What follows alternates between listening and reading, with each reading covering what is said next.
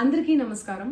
నిన్న ఏదైతే నా బర్త్డే పార్టీ జరిగిందో ఒక చిన్న ఇంట్లో పార్టీ లాగా ఒక ఫ్యామిలీ ఫంక్షన్ లాగా జరుపుకోవాలన్న ఒక ఉద్దేశంతో ఆ రిసార్ట్లో మా అమ్మా నాన్నల కోరిక మేరకు మా అమ్మా నాన్నలతో కలిసి మా ఫ్యామిలీ మెంబర్స్తో కలిసి నేను జరుపుకోవడం జరిగింది.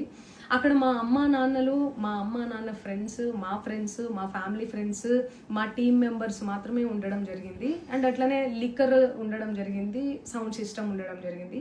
సో సౌండ్ సిస్టమ్కి లిక్కర్కి పర్మిషన్ తీసుకోవాలని చెప్పి నాకు అస్సలు అవగాహన లేదు, ఐడియా కూడా లేదు. అది అనుకోకుండా సడన్గా ప్లాన్ చేసుకొని వెళ్ళిపోవడం జరిగింది అక్కడ.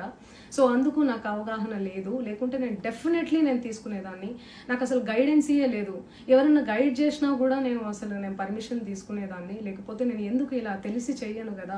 సో ఇదంతా ఇలా తెలిసి అయితే నేను తప్పు చేయలేదు, తెలియకుండా ఇది జరిగిపోయింది. అండ్ అక్కడ లోకల్ లిక్కర్ తప్ప అసలు వేరే ఏ ఇతర పదార్థాలు, మత్తు పదార్థాలు కానీ వాడడం అసలు జరగలేదు. అక్కడ దొరకలేదు కూడా, పోలీసులు సెర్చ్ చేసినా కూడా.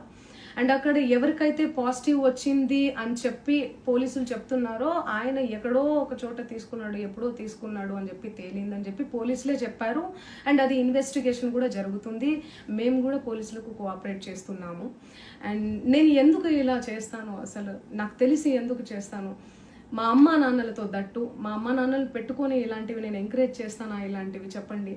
అండ్ ఒక రోల్ మోడల్గా, ఒక ఇన్స్పిరేషనల్గా ఉండాలని అనుకుంటాను, కానీ నేను ఇలా ఎందుకు నేను చేస్తాను. సో ప్లీజ్ దయచేసి మీడియా మిత్రులకు నా విన్నపం ఏంటంటే, ఆధారాలు లేని అభియోగాలు నా మీద అస్సలు మోపద్దు ప్లీజ్.